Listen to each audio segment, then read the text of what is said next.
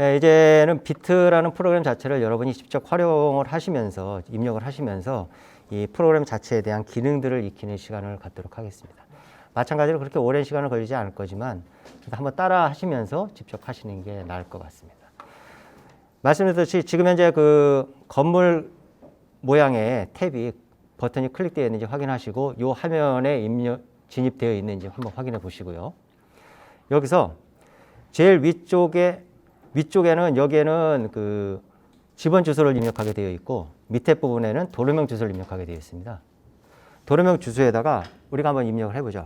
그 현무일길 33이라고 치시게 되면은 그 밑에 도로명 주소에다 입력하셔야 됩니다. 그렇게 되면은 집원 주소가 같이 표시가 되고 그리고 밑에 보시면은 여러 가지 사항들이 다 표시가 되죠. 그러니까 이 현무일길 33이 지금 현재 전주 에너지센터의 주소인데 그 건축물에 대한 데이터 정보들을 다 불러오게끔 되어 있어요. 저희가 주소 말고는 입력한 게 없죠, 지금까지는. 이런 식으로 자동으로 불러오게끔 해놓는 프로그램이라고 보시면 됩니다.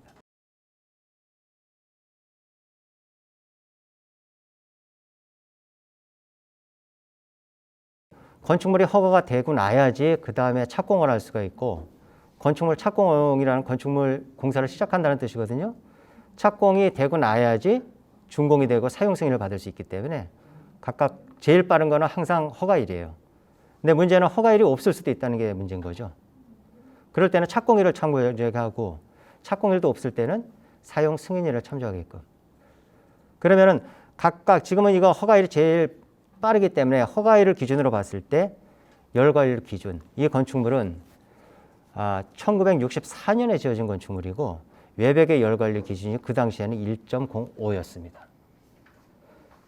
그리고 지붕, 바닥에 대한 열관리도 있고 창호에 대한 열관리율이 3.49가 나와요. 그런데 초록색을 보시면 현재에 대한 열관리율 기준이 나와 있거든요.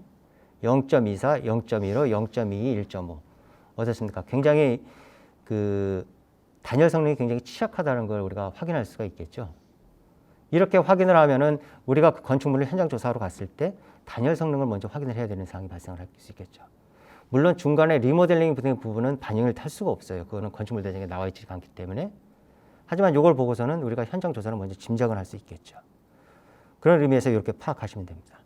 그리고 옆에 보시면은 전기 쪽에 제일 오른쪽에 보면은 이 돋보기 아이콘이 또 있어요. 그걸 한번 클릭을 한번 해보세요.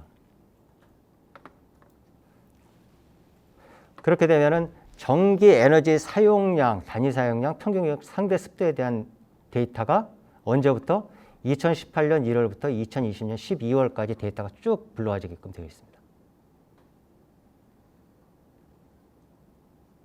여기서 이 건축물은 다행히 에너지 사용량을 공개하는 것을 승인을 했기 때문에 이 데이터가 있는 거고 없는 건축물들이 태반이에요, 솔직히는. 그런데 다행히 이 건축물이 있기 때문에 데이터를 불러올 수 있게끔 만들어 놓은 거죠. 그럼 가스 사용량이 있는지 한번 볼까요? 가스를 한번 클릭 한번 해보시죠. 어떻습니까? 가스는 없는 것 같죠? 그런데 여러분이 밑으로 쭉 내려가 보시면은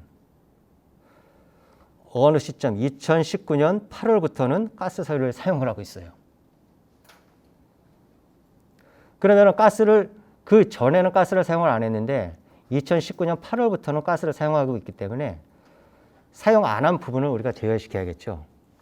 그러면은 이 부분에서 2018년 1월로 되어 있는 거를 2019년으로 바꾸고 2019년 8월로 이렇게 날짜 조정을 이렇게 해주시면 됩니다. 그리고 다시 승인 버튼을 누르면은 2019년 8월부터 2020년 12월까지 데이터만 불러올 수 있게끔 이렇게 해놨습니다. 물론 여러분이 정기고지서를 가지고 있는데 정기고지서가 1년치밖에 없어요. 한번 확인해도 1년치밖에 없어요. 그렇게 되면 전기 사용량을 2020년 12월부터 아니 2020년 12월까지인데 2020년 1월부터 12월까지로 한번 바꿔보죠. 그리고 다시 승인 버튼을 찾기 버튼을 누르면은 해당 기간에 대한 에너지 사용량만 불러올 수 있게끔 이렇게 해놨습니다. 아니면 직접 여러분이 단위 사용량을 입력을 하셔도 돼요. 지금은 6,668인데 실제적으로 고지서를 확인해 봤더니 이게 한 8,000이었어요. 그럼 8,000이라고 이렇게 입력을 하시면 됩니다. 그리고 엔터를 치시면은 받아들여지는 겁니다. 나머지 단위 사용량이나 평균 기온 상대 습도는 여러분이 고칠 수가 없어요. 그건 저절로 계산하고 저절로 불러지는 내용이기 때문에. 단지 사용량과 에너지 비용에 대한 부분은 여러분이 직접 입력할 수 있게끔 했습니다. 2020년 1월에 단위 사용량 8,000인데 8,000kWh입니다. 그런데 이 건축물은 에너지 비용이 100만 원이 나왔어요. 이렇게 입력을 할 수 있는 겁니다. 입력하는 거는 굉장히 많지가 않은 내용이기 때문에 이런 식으로 입력을 하고 여러분이 요 밑에 있는 승인 버튼 있죠? 여기 이거 보셔야 됩니다. 여기 제일 밑에 보면 요 승인 버튼이 있는데 요 버튼을 눌러야지. 지금은 누르기 전에는 그래프로 가면 아무 그래프도 그려져 있지가 않아요. 단지 이 버튼을 눌러야지만이 이 지금 입력한 사항이나 불러온 사항 자체가 반영이 되기 때문에 그걸 눌러야지만 그래프가 이렇게 그려집니다.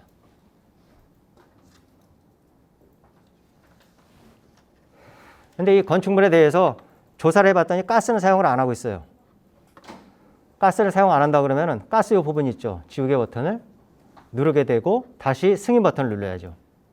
그렇게 되면은 가스는 반영이 안 된 결과물이 나올 겁니다.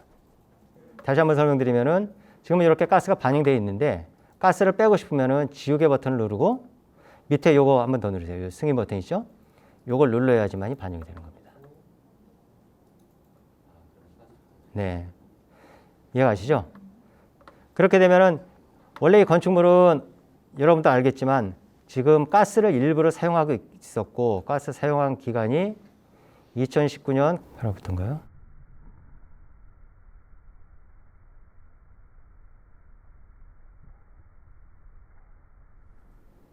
네. 그리고 승인 버튼을 누르게 되면은 가스 사용에 대한 부분도 이렇게 나옵니다. 전기 사용에 대한 부분과 가스 사용에 대한 부분은 기간이 달라도 돼요. 이 프로그램 자체는 연 평균, 그러니까 24개월이 입력이 되더라도 월별로 평균을 내고 그 월별 평균 낸 거를 연 단위로 합산을 했기 때문에 어차피 연 단위 값으로만 나오기 때문에 기간이 달라도 상관은 없습니다. 같으면 같게 하는 거를 권장을 해드리고 싶은데 굳이 그럴 필요는 없다는 걸 먼저 말씀드리는 거고요. 보시게 되면 그래프를 한번 보시죠. 지금 이 건축물 같은 경우는 1월 달에 에너지 사용량이 얼마가 나오나요? 12.41이 나오네요. 단위는 킬로와트아워입니다. 정확하게 말씀드리면 단위 면적당 에너지 사용량이라고 보시면 돼요.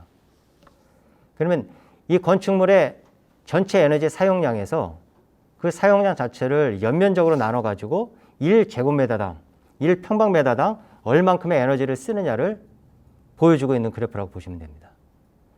그런데 1월 달에 굉장히 에너지를 좀 많이 쓰고 있죠. 다른 지역에 비해서. 이 건축물 자체는 다른 지역에 비해서 전기 사용량이 굉장히 커요. 전기에 대한 의존도가 굉장히 크다고 우리가 판단을 할 수 있겠죠. 그럼 우리가 어떤 판단을 내려야 되냐면 이 그래프를 보고 단열이 굉장히 약하거나 아니면 냉난방기 효율이 굉장히 안 좋거나 이렇게 판단을 하셔야 돼요. 그리고 그런 부분은 현장에서 조사를 하셔야 되고요. 그리고 이제 LNG 같은 경우는 보시면은 LNG를 쓰고는 있는데 굉장히 LNG를 좀 적게 쓰고 있죠. LNG에 대한 의존도는 굉장히 낮고 그리고 5, 6, 7, 8월에 집중적으로 4월부터 해서 7월에 가스 에너지 사용량이 좀 많다는 게 보이네요. 그러면 이 건축물은 우리가 가스를 쓰는 냉방기가 뭐가 있죠? 가스를 쓰는 냉방기는 뭐가 있냐면 우리 흡수식 냉동기. 아까 배우셨을 거예요. 네. 그런 거가 있는지를 한번 체크를 한번 해보셔야 돼요. 실제로. 이 건축물을 보시면은 전기에 대한 에너지 사용량이 90%고 가스에 대한 사용량이 91%예요. 그리고 전기도 굉장히 좀 많이 쓰이고 있어요. 이 부분은 전기를 쓰는 난방과 냉방에 대한 부분이 전체적으로 전기가 좀 많아요. 다른 건축물에 비해서. 그러면 건축물 조사를 할 때 그 부분에 대한 것들을 좀 집중적으로 조사를 하셔야 돼요. 냉난방기 자체, 기계 자체 효율이 굉장히 좋은데도 전기를 많이 쓰는 경우가 있으면은 그거는 우리가 흔히 얘기하듯이 오픈이 심하다고 얘기하죠. 단열이 안 좋은 거거든요. 단열에 대한 부분을 우리가 한번 고려를 해봐야 되는 사항이 발생을 하는 거죠. 여기에서는 우리가 손을 댈 게 하나도 없어요. 단지 그래프를 보고 우리가 판단을 해야 되는 거죠. 우리가 이제 그 그래프를 보고 이게 어떻게 해석이 되냐 해석 자체를 여러분이 해 주셔야 되는 겁니다. 이제. 우리가 계산 사항을 한번 들어가 보도록 하겠습니다. 계산 그래프에 가가지고 우리가 다른 건 다 차치하고 일단 태양광만 반영을 할게요. 태양광 여기 버튼 있죠? 이 버튼. 화면에 이 버튼을 클릭을 하시게 되면은 태양광 1년간 이 건축물에 대해서의 예상 생산량이 17,000kWh가 예상이 됩니다. 그리고 그게 반영된 결과물 자체가 지금 테이블 형태와 표 형태로 차트 형태로 지금 나와 있고 이 여기서 여러분이 보시면은 이 개선 에너지 사용 요약이라는 부분에 보시면은 태양광만 클릭이 되어 있는 걸 확인할 수 있어요. 그럼 태양광만 반영이 됐다는 거죠. 우리가 그 외벽의 그 열과율 자체를 한번 계산을 한번 해보도록 할게요. 외벽에는 지금 현재 기준일 기준으로 되어 있고요. 그러니까 건축물이 지어진 이후에 개보수를 리모델링 한 번도 안 했다고 보는 거예요. 가정입니다. 그리고 개선을 현재 기준으로 한번 개선을 해보고 창호는 기준일 기준으로인데 창호는 개선을 안 할게요. 그러면 이 개선 상황에서 기준일 기준으로 선택을 하고 여기 있는 걸 클릭하시게 되면은 이걸 클릭하시게 되면은 외벽만 반영이 돼요. 그럼 외벽에 대한 열 성능 자체를 개선을 했을 경우에 얼마만큼의 에너지 세이빙이 가능한지가 표와 그래프로 보여주고 있습니다. 근데 지금 현재 보시면은 열 관리율과 태양광 두 개가 지금 체크가 되어 있죠. 우리가 태양광을 한번 빼도록 해볼게요. 태양광을 빼려면은 이 태양광 그 표 있는 데서 이 X 표시로 되어 있는 거를 클릭을 하시면은 태양광 자체가 빠지고 순수하게 외벽 자체만을 바꿨을 때의 에너지 개선을 보여줄 수가 있는 거죠. 이해가시죠? 그러니까 여러 개 할 수도 있고 하나만 할 수도 있다는 얘기죠. 그러니까 태양광은 뺐고 이 외벽에 대한 거를 외벽 자체를 여러분이 그러면은 패시브 기준으로 좀 강화를 시켜보죠. 그리고 그렇죠. 그리고 승인 버튼을 누르게 되면은 패시브 기준까지 열 관리율을 향상을 시켰을 때에 물론 외벽에 대한 겁니다. 그랬을 때에 그 얼마만큼의 에너지 절약이 가능한지 그 부분에 대한 것들이 또 표와 절감률로 지금 보면은 48% 절감이 가능하네요. 100%에서 그러니까 이제 100 빼기 48이라고 생각하시면 되죠. 이런 식으로 우리가 그 활용할 수 있는 툴이라고 생각하시면 됩니다. 만약에 그런데 여러분이 열 관리율을 내가 알고 있고 그 열 관리율을 직접 입력하고 싶어요. 그러면 이 직접 입력 탭이 있죠. 직접 입력 탭에다가 열 관리율을 여러분이 일일이 집어넣으셔도 돼요. 근데 요거는 그렇게 활용을 많이 안 하실 것 같아요. 제가 보기에는. 일단 개선 기준을 제가 현재 기준으로 바꿔놓고 다시 승인 버튼을 눌러서 계산을 하고요. 창호만 반영하기 위해서 외벽을 현재 기준으로 되어 있는 거 기준을 기준으로 바꾸고 다시 계산을 할게요. 이제 창호에 대한 것들을 한번 설명을 드리도록 하겠습니다. 창호는 구성재에 따라 가지고 여러 가지 변하는 사항들이 많기 때문에 이 부분은 좀 복잡합니다. 기준은 여러분이 바꿀 수 있는 거고 창호 자체는 현장에 가면은 여러분이 봤는데 그 창호가 복층창이었어요. 기준이.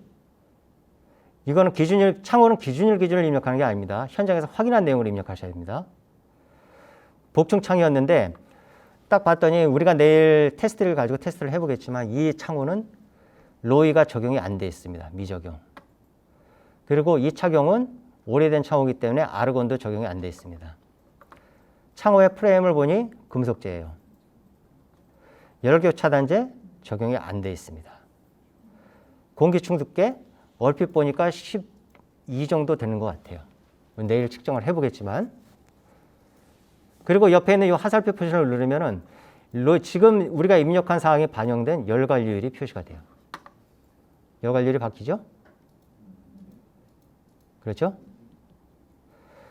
그리고 이제 개선 사항을 우리가 뭘로 창호를 어떤 사양을 우리가 바꾸고 싶은 거를 이제 입력을 여러분들이 하나하나 할 거예요. 우리 이걸 한 3중창 정도로 바꾸고 싶고요. 로이를 적용을 했고, 아르곤을 적용을 하고, 창호가 조금만하니까 요거는 그냥 그 플라스틱제 창호로 바꾸고 싶고요. 그 다음에 열교 차단제까지 적용을 하고 싶어요. 공기충의 두께를 16 정도까지 늘려보고 싶어요. 물론 16까지는 좀 힘들 것 같아요. 그리고 이제 하면은 해당하는 열관리율이 1.4. 그러면 현장에서 조사한 창호는 열관리율이 3.7이었는데 우리가 개선하고자 하는 창은 1.4죠. 그게 반영된 거를 그래프로 보이기 위해서 다시 승인 버튼을 눌러주는 거죠. 이해가시죠? 참고로 지금 이 건축물은 지금 여기 적용된 그 개선 사항의 알고리즘은 창 면적비 20%를 기준으로 한 겁니다. 물론 창 면적비가 30%, 40% 되면은 더 많은 효과가 나타날 거는 같은데 실제적으로 그것까지는 우리가 판단하기가 좀 힘들어서 가장 보편적인 20%를 저희가 적용을 해서 개선 사항을 도출한 겁니다. 이제 전반적인 프로그램 사용법은 아시겠죠? 그렇게 어려운 내용은 없죠. 근데 개선 사항을 3중창 말고 우리는 그냥 패시브 기준으로 바꿀게요. 그럼 패시브 기준에 해당하는 열관리율 자체가 그냥 입력되게끔 조치를 취해놨고 그걸 승인 버튼을 누르게 되면 적용이 됩니다.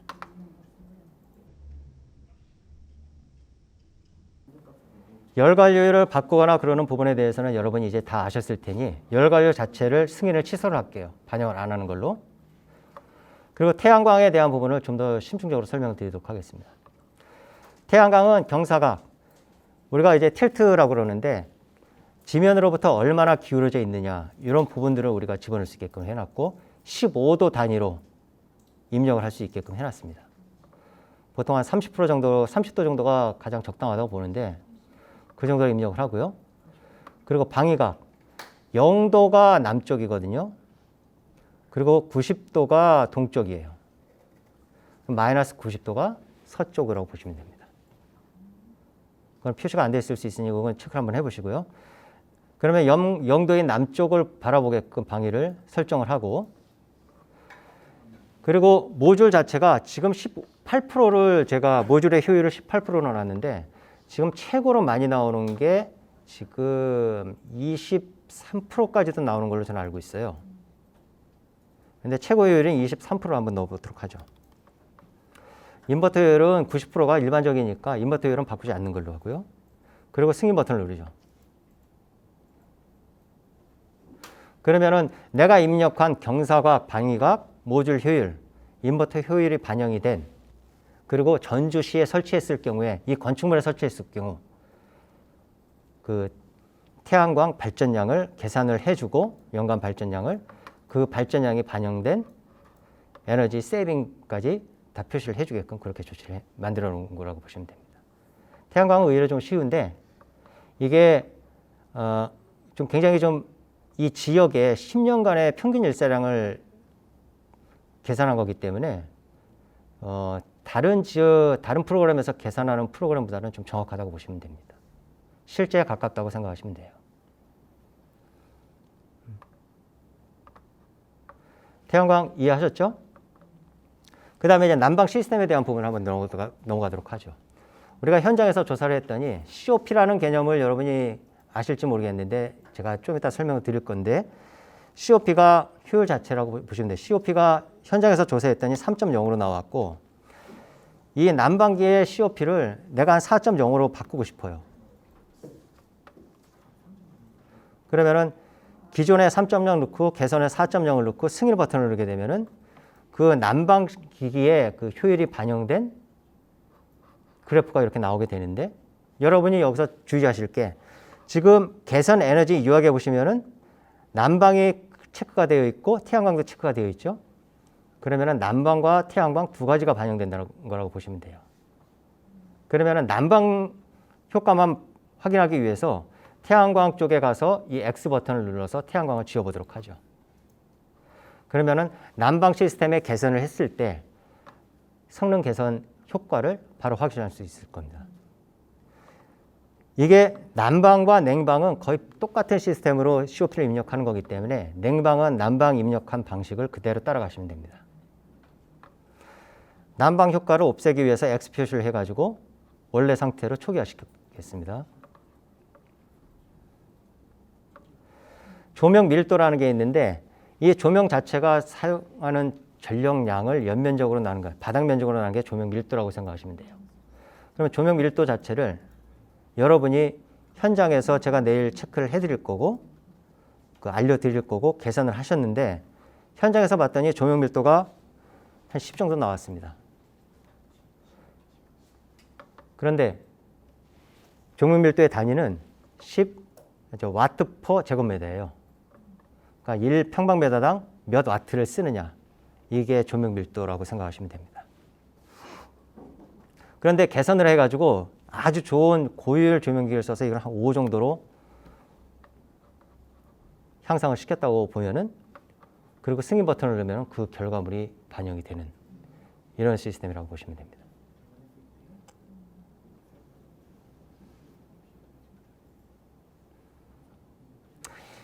여기까지 기본적인 기능들을 다 설명을 드렸고, 이제 여러분이 이 작업해 놓은 거를, 물론 개선 부분에 대한 거는 반영이 안 되는데 여러분이 저장을 시켜 놓고 싶어요. 그러면은 세 번째 이 하살표 쪽이요. 다시 한번 보셔야, 이게 세 번째 요게 저장을 시키는 옵션이거든요. 요걸로 하게 되면 프로젝트 단위로 저장을 시킬 수가 있어요.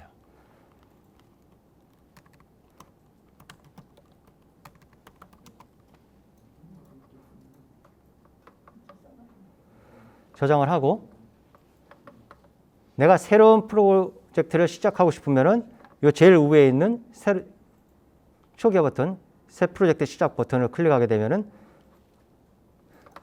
화면에 있는 모든 내용들이 다 지워져요. 기존에 하던 프로젝트를 다시 불러오고 싶으면은 불러오기 버튼을 클릭하고 보면은 프로젝트를 불러올 수 있게끔 이렇게 해놨습니다. 저장했던 프로젝트를.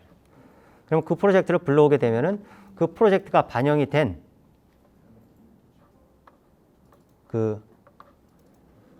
입력한 거를 반영한 그래프까지 바로 나오게 되어 있습니다. 단 개선 부분에 대한 거는 여러분이 같이 저장이 안 되기 때문에 개선 부분에 대한 거는 다시 입력을 하셔야 돼요.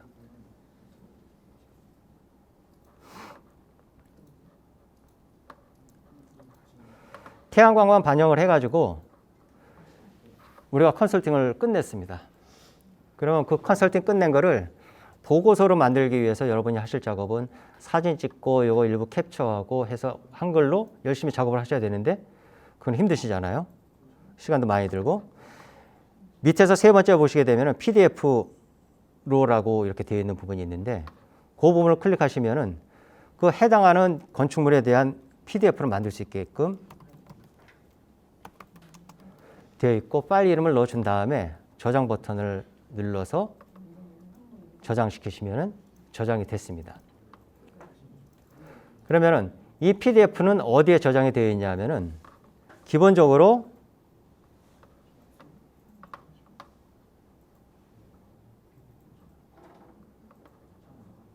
C 드라이브에 비트라는 폴더가 있고요.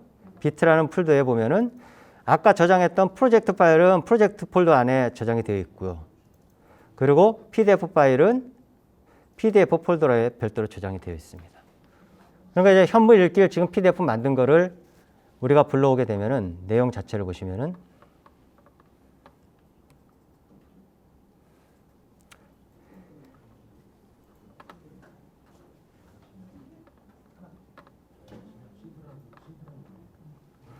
두 개의 페이지가 보이게끔 해놨어요. 만들게끔 해놨는데 첫 번째 페이지는 우리가 입력했던 사항들을 분석하는 페이지고, 두 번째 페이지는 우리가 세 번째 탭에서 했던 그 개선 사항을 반영해 가지고 나온 그래프로 보일 수 있게끔 해놨습니다. 이거 자체가 하나의 보고서이기 때문에 여러분은 이걸 가지고 뭐 클라이언트라든가 이런 분들하고 얘기를 나누시면 되는 거죠. 아니면 이걸 활용해서 여러분 나름대로의 더 나은 보고서를 만드셔도 되는 거고요. 이 보고서는 기본적이고 굉장히 보편적인 내용만을 담고 있기 때문에 뭐 현장에서 찍은 사진이나 이런 것들은 별도로 다른 방식으로 저장을 하셔야겠지만요. 이렇게 하게 되면은 프로그램 자체가 교육이 다 끝나는 거고, 참고로 여기 보시면은